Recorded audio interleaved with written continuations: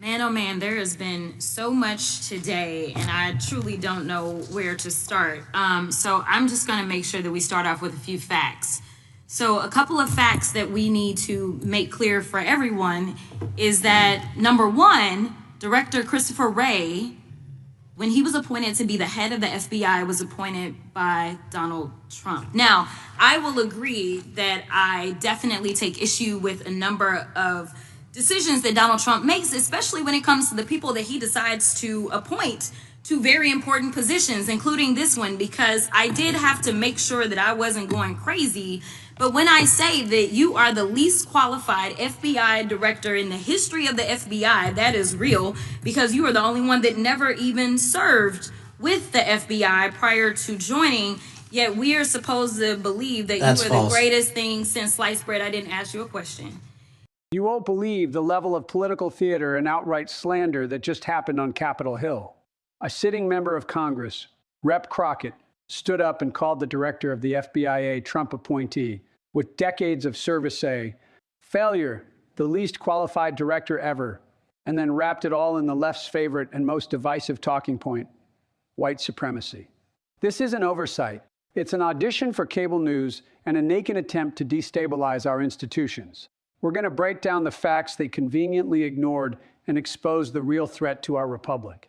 If you believe, like I do, that we need to stand up for the truth, support law enforcement, and stop the radical narrative coming from Washington, hit that like button right now and click subscribe to join the fight.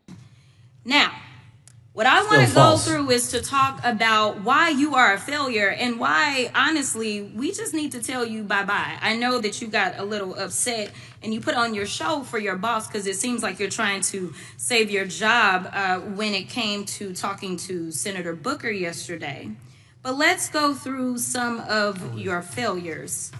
So before you were even confirmed, and I think one of my colleague from Georgia, pointed out that you are already targeting career officials so that you could direct illegal firings. Mind you, these cases that you were so upset about, which are the ones tied to Trump, the cases came through his handpicked FBI director. And frankly, when people sit around and say things like, oh, you know, we're happy because now we feel safe. I don't know who feels safe in this country except for the white supremacists, because I specifically as a black woman definitely don't feel safe. And frankly, my colleagues have been real nice to you today, and I applaud them, but I don't have the same demeanor because I know that multiple colleagues on this side of the aisle have faced death threats. In fact, somebody tried to kill one of my colleagues. And frankly, I don't know if this FBI or under your leadership, if those people would have been caught. I don't have any confidence in you. And if we start talking about the reasons that I lack confidence, we could start with you not just wanting to acknowledge some simple facts. Simple facts like the vast majority of the threats are coming from right-wing extremism. And I know my colleagues have tried to stress this, but I decided that I would maybe do it in a different way. Number one, I have a couple of UCs. Kim Buck, one of multiple Republicans receiving death threats for voting against Jim Jordan as House Speaker. Without objection. Another one, Republican lawmaker says she received death threats after voting against Jim Jordan in Speaker's race. Without objection. In addition, there was another one from another colleague who now is leaving Congress because they said that they were calling his wife anonymously and threatening her life to the extent that she ended up sleeping with a firearm. Without objection. Okay, so here's the deal. How are we supposed to have confidence when you're sitting up here telling the Senate yesterday that it will take you 14 years before you can get the FBI fully staffed to do their jobs? You're also now redirecting resources so that they can go and play ICE agents on the streets. You're getting rid of your most qualified people. And even when it came down to somebody that you consider to be a friend, you were posted up having some fancy dinner to the extent that you posted not only once erroneously, you posted twice erroneously as it relates to catching somebody. And then you want to go and say, let me take a victory lap. Because honestly, if it wasn't for parents deciding that they were going to turn in their child, It seems like y'all wouldn't have got there, even though he literally confessed online. So I'm confused about what it is that the FBI is doing, except for trying to put on a show for the apprentice, or whatever you want to call him. The day after all of this took place, there was domestic terrorism that was taking place at HBCUs. They were targeted. Yet I didn't hear anything from the FBI about what was going on. And again, black people kept saying, how did we end up in this? Because the numbers are so very clear that white supremacy is a problem. And honestly, I've not heard anything out of you today that makes me believe that you're going to do anything about the white supremacy problem. The one that is leading to children being killed, children being shot, as well as members of their community as they're worshiping in their churches. Hey everyone, and welcome back to the channel. The video we're reacting to today proves exactly why we need to be vigilant. We just saw a congressional representative, Rep. Crockett, launch one of the most disgusting and uniform partisan attacks I have ever heard in a hearing. The core of her argument is that Director Christopher Wray, who was appointed by President Trump, is a failure and the least qualified FBI director in history. Why?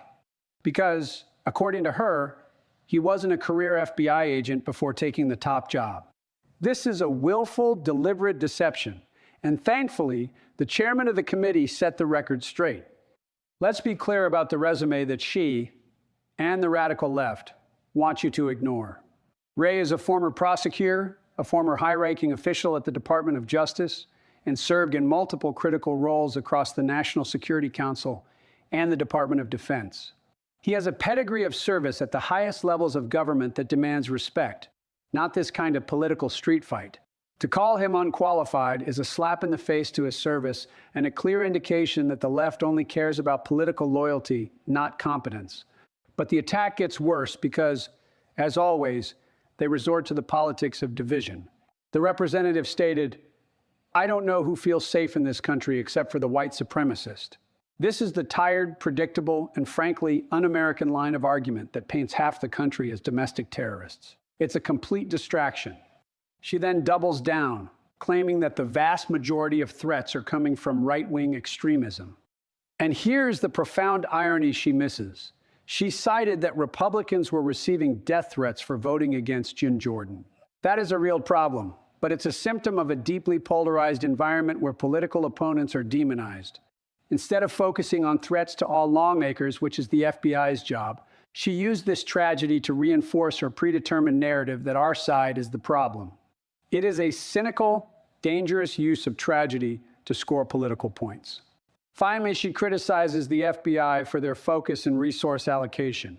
She took issue with redirecting resources to play ICE agents on the streets. Let me tell you, as a patriot who believes in secure borders and the rule of law, any agent of the federal government helping to secure our borders and enforce immigration law is doing a patriotic duty. Our borders are in crisis, and criticizing federal law enforcement for doing the job the American people demand that is, securing the nation, is utterly baffling. She even tried to undermine a successful arrest by claiming the FBI only got the suspect because his parents turned him in. The purpose of law enforcement is to apprehend criminals. Whether the lead came from a parent or an agent's detective work, a dangerous person was taken off the street. To belittle that success shows a disturbing anti-law enforcement bias that we see too often from the progressive wing of that party. What we witnessed was not a genuine attempt at oversight. It was a character assassination rooted in partisan politics. It was an attempt to divide Americans and distract from the real failures of the current administration. We need to demand that our elected officials focus on facts, support our law enforcement, and stop tearing down the very institutions they swore an oath to uphold. The American people deserve better than this political circus. Let me know what you think in the comments below.